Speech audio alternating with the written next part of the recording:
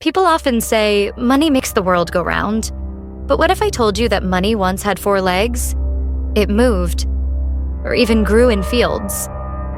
Before sleek banknotes and digital payments, early civilizations traded with cows, grains, and even seashells as money. It wasn't just about survival.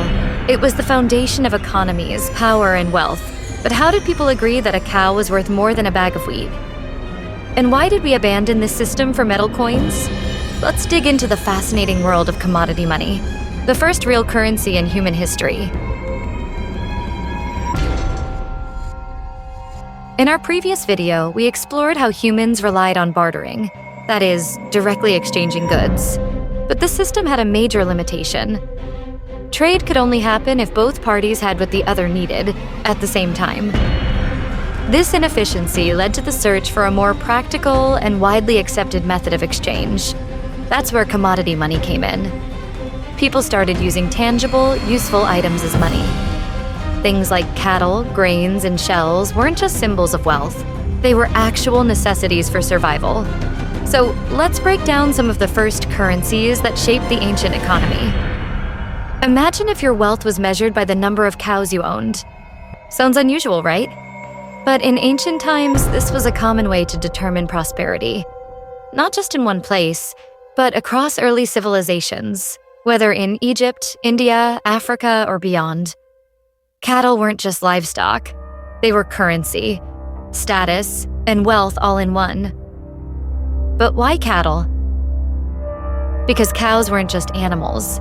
They provided milk, meat, labor, and even transportation.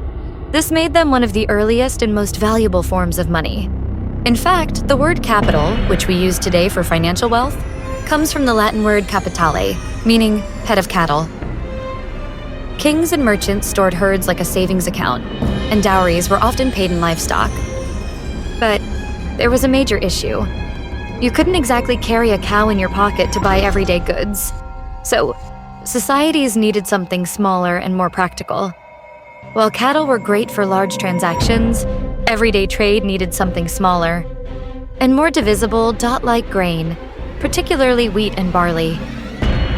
In ancient Sumer, which is now part of modern-day Iraq, the government and temples collected taxes in grain and paid workers with bags of barley.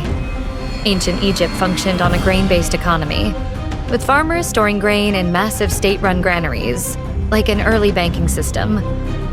It was easy to divide and transport. A handful of barley could buy bread, while a full bag might buy a piece of land. But again, storage was a problem.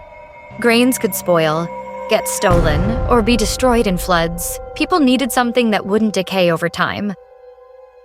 What if I told you that tiny seashells once ruled economies? From Africa to China? The cowrie shell, found in the Indian and Pacific Oceans, became the first widely accepted form of global money. In China, India, and Africa, these small, durable shells were used in everyday transactions, and even as dowries. They were lightweight, portable, and difficult to counterfeit, making them one of the longest-lasting forms of money, used well into the 19th century in parts of Africa. But even shells had limitations. How do you ensure a fair exchange rate between cattle, grains, and shells? This question led to a revolutionary idea: the metal, money. We have gone from trading cows to measuring wealth in grains and shells. But all these forms of money had a fundamental problem. That is, they lacked standardization and durability. This is where gold, silver, and copper coins changed everything. Unlike cows or grain, metal could be melted, shaped, and stamped with an official mark-insuring trust, and preventing fraud. In our next episode, we will explore how the first gold and silver coins emerged, and why kings and empires raced to control them.